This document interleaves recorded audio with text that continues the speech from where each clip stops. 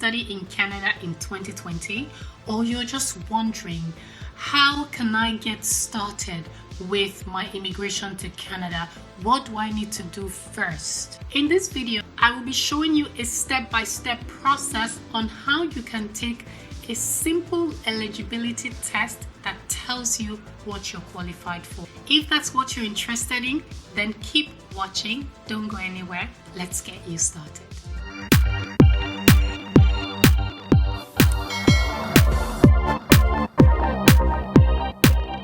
Hi everyone, you're welcome back to my channel. If this is your first time of being here, you're welcome. Why don't you subscribe to my channel by clicking the subscribe button and also the bell button so that you'll get notified whenever I post a brand new video. If you're looking to immigrate to Canada and you're confused because you do not know how to get started, in this video I'm going to be showing you the step-by-step process on how to actually get started. So if you're not sure how to get started, I'm here to help you through that process. So before we jump right into this video, I wanted to quickly mention to some of you who are looking to study in Canada, especially in the fall 2020, that there is a new two-step verification process for you that makes everything, so much easier. So if you have your proof of funds and you're sitting on your acceptance letter and you're wondering, if you should begin school in September, then there's good news for you, because you have between, actually this news came out on July 20th, I believe, and so basically it's just a process that allows you to be pre-approved to begin your study in your home country whilst your application for your visa is in process. So you can actually be studying wherever you are, and then when your visa is approved, after you've done your police reports and biometrics and all of that stuff, you can now physically move to Canada. So nothing is lost, unless if you just really want to physically go to Canada. But it doesn't really matter if you're studying in your home country or physically in Canada, because your hours that you put in your studies wherever you are still counts for your consideration for your post-study work permit. Before now, if you studied outside of Canada, you will not be eligible for a post-study work permit, but because of the pandemic, you will actually still be considered. If you do not want to waste your time, I think it's just really great for you to take advantage of that opportunity instead of sitting on your offer letter. The only things you need is to show proof of funds, your acceptance letter from the university, which has to be a designated learning institution in Canada. So in the event that an agent is actually helping you through your admission process, please make sure you call the school by yourself to verify your offer before you make any sort of financial commitment. So please always make sure, if someone is doing anything on your behalf or acting on your behalf, always verify so that you don't fall in the wrong hands, okay? So you need to show your offer letter, proof of funds. You also need to prove that after your studies, when you lose your study permit status, that you are going to be returning back home. Even if your goal is to remain here in Canada, is not in the beginning, say in your study permit application, that would be decided. That would be decided in another application after your studies, okay? So you have to still prove that you have strong ties back in your home country that will be bringing you back after your studies. So you need to prove that, and also you need to prove your ties in Canada. So if you have family members who are citizens or permanent residents of Canada, or are just here in Canada, you will also need to prove those relationship, just to establish that whatever information you're giving is true. Based on the information that you would have provided, the officer in charge of the pre-approval process is going to decide, based on his discretion, that okay, I feel like this person deserves a yes from me. Really, this whole thing is very subjective. As much as you submitting correct documents is important, If the officer deciding on your case is not happy, if his wife did not make him happy or he's mad at his kids, he will just say no. So you have to pray that, the person that's deciding on your case is in a good mood. So if you've got your admission to resume school for the fall session, congratulations. I hope everything goes well for you. Hopefully this whole thing gets resolved quickly enough so that you can physically come to Canada. Now I'm going to be showing you the step-by-step process to actually check to see if you're eligible for, a Canadian immigration program, whatever the program is, based on a questionnaire that I'm going to show you how to answer. I have my computer here and I'm going to be walking you through it like I said before. So please make sure to keep on watching so that you can also follow the same process and hopefully you get a positive result. I'm going to be showing you two possible scenarios and I want you to pay close attention because it's very important that you do so that you can see how just answering one question can affect your eligibility result. So some of you message me and you're like, oh, I'm 22 years old, I'm in so and so country, and I have experience working here for 2 minutes. What can I apply for? When you ask me those questions, unfortunately, I'm not really able to answer because I do not really know the specifics of your case. So the first question I ask you is, okay, so have you taken an eligibility test? I cannot remember for the life of me if I have ever told anyone to take an eligibility test and they actually know what it is. Like, it's always like, what is that? So I'm going to be walking you through how to take an eligibility test, okay? So let's get started. All the links will be in the description, so please make sure to check there for the link to the eligibility test. I'm just only assuming that you do not know how to find the link, so let's do a simple Google search. And then you see the options it pulls out. I just wanted to show you just to ensure that you're clicking the correct link. So we will go down to the link that says determining your eligibility. So now let's click on that link and read the information that's contained in that link. All we need to do is to click on the first one that says what immigration programs can you apply for. You can go through the information on the page, but all you need to do is click on the link that says come to Canada. When you click on that link, this is all the information it's going to be asking you for. Just go down and click on check your eligibility and make sure to answer all the questions that it's asking you correctly. So what do you want to do? I want to move to Canada. How long are you planning to stay in Canada? I want to stay there permanently. Select the code that matches your passport. I'm going to choose Nigeria.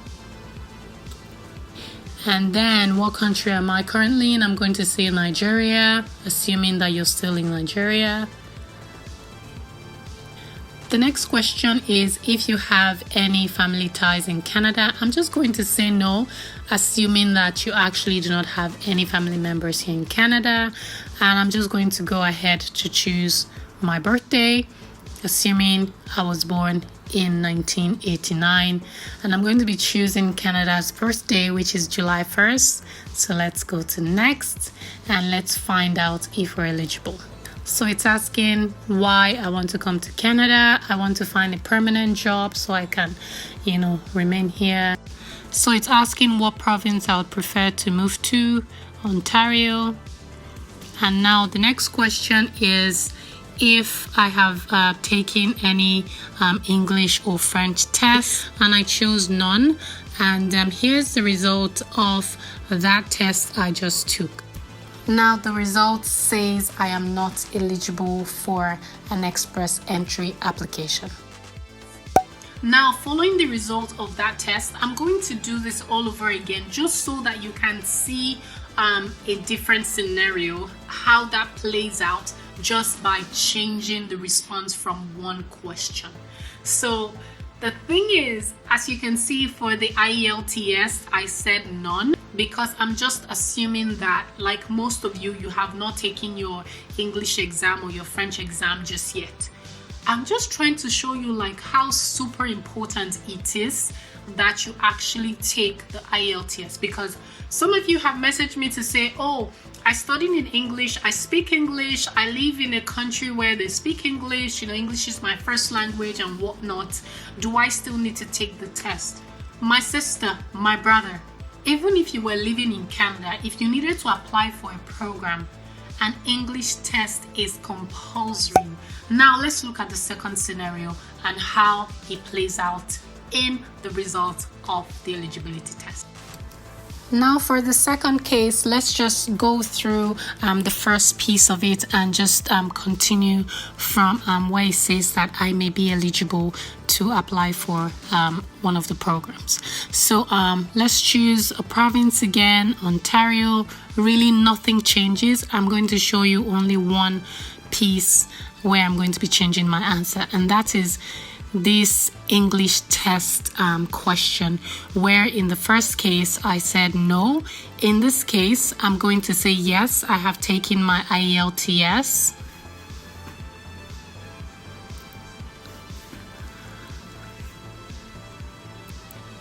Now it's going to be asking me what date I took the test. I'm just going to be putting any date here, assuming I took it before the pandemic, and I'm going to go to next, and it's going to be asking me of my scores.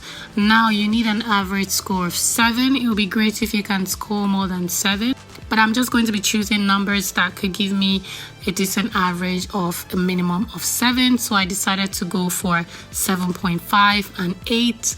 Let's see where this takes me.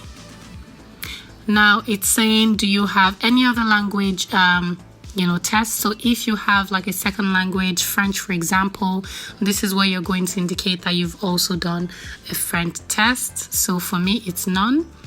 So now it's asking my years of experience. So we've talked about the NOC classification, but you don't have to stress about that because it actually gives you options that makes it clear for you to understand. So let's just say I've got over 1 year of experience in my field of expertise, and I'm going to be choosing my NOC classification. I'm just going to be saying B, for example, and here's the result. Okay, so it says that I am eligible to apply for express entry, and this is really great news, and this is where you want to be. And you just need to go through the instructions to see like the step-by-step process on how you can actually get yourself started and get your application running, so you can always log in to do anything that you want to do online. You also have to remember that the moment you create your online account, you have only 60 days to submit your application. Okay, so right here it clearly indicates that my deadline for application is Tuesday, October 6, 2020. So this is just exactly what I've been trying to tell you. You have to be ready before you actually create your account. It's nice for you to know what you're eligible for so that you can start document gathering. So now you can see the difference between the first scenario and the second scenario just by saying, yes, I have already done my English test. So usually what I advise people to do is to go ahead to do their English test way ahead of time, because your English test is an investment towards your Canadian immigration. It is not a waste. It's valid for 2 years. So I'm hoping that between when you take, the English test and preparation and then through the application, you would have, made good use of the time that you have on your English test result. You would get your PR before the expiry. So the moment you start nursing the idea to come to Canada, the 2 things that are important for you to do is 1, get your English test done, which is valid for 2 years, and 2, to get your credentials evaluated by the World Education Services, WES. It's really much of a challenge, depending on the institutions you've studied, to actually get your credentials evaluated. So you need to you have to start on time, okay? Like, time waits for no one. I've said this before. Canadian immigration changes by the second. Nobody gets to, wherever they want to get to by sitting and crossing their legs. You cannot be lazy. You cannot. Me, for example, even though I'm trying to help, there is only so much I can do for you. I know it's not easy, but like anything else, nothing is easy. As long as you know what you want out of the process, I would say go for it.